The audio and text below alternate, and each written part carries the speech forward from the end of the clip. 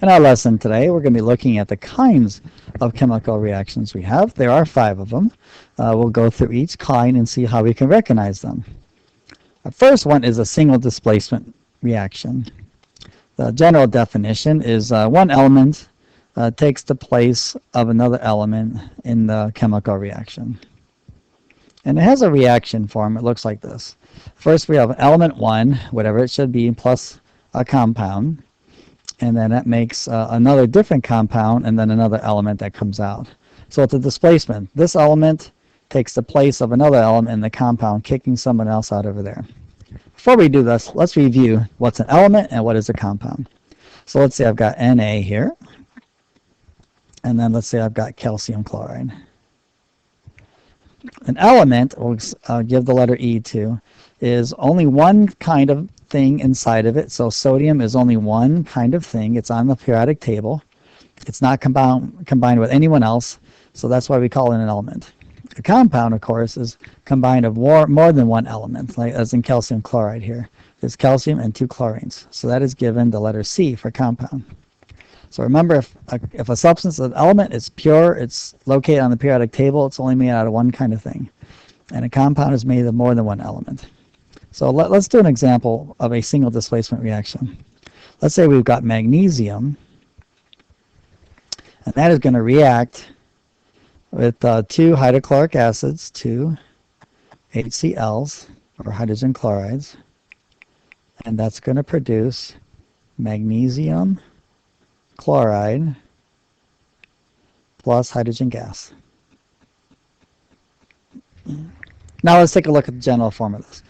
Well, I see I've got magnesium all by itself, so that's our E1 there. And then we have HCl, so that's more than one element combined together, so that is going to be plus a C1. And that's going to form a different compound here, so it's different than the beginning there, so that's C2. And then we have hydrogen gas. Now remember, that's a diatomic, so that's only made out of hydrogen, one kind of atom, okay, plus an E2. So that is a single displacement. Who's trading places? Well, magnesium is the element outside here, and hydrogen's in the compound. Over here, we see magnesium is now in the compound, and hydrogen's out all by itself.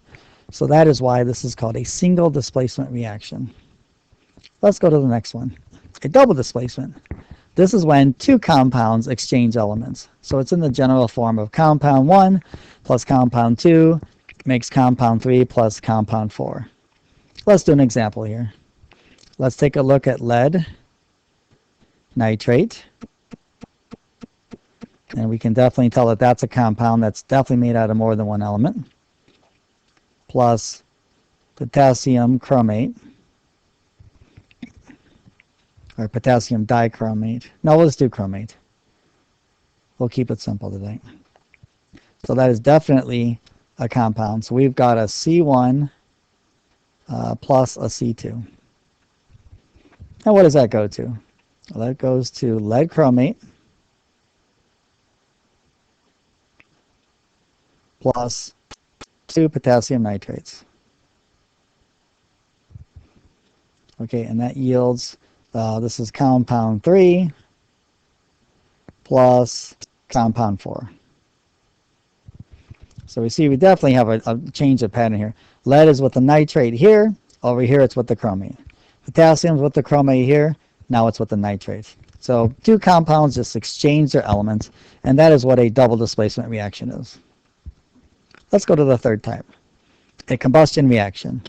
Now, this will be a general definition for it, the burning of a carbon compound. There are many other combustion reactions, but we're going to be limited to carbon compounds, okay, in this chapter. What do we got then? We have a compound plus an oxygen making carbon dioxide and water. So this is the general form. When we see CO2 and water being formed when oxygen burns something, we've got a good chance that we have a combustion reaction. Let's look at an example. Let's take 2 C2H2s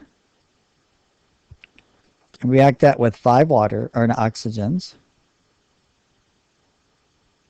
And that's going to produce 4 carbon dioxide and 2 waters. We can clearly see this is our compound. There's our oxygen, there's our carbon dioxide, and there's our water. So that is a combustion reaction when something burns. The next reaction here, synthesis. When reactions form a single compound. And again, this is kind of a general thing. There are more reactions that can be considered synthesis reactions, but in our chapter, we're going to limit it just to this example here.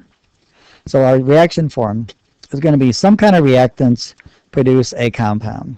Now, be general with this so you don't get too confused.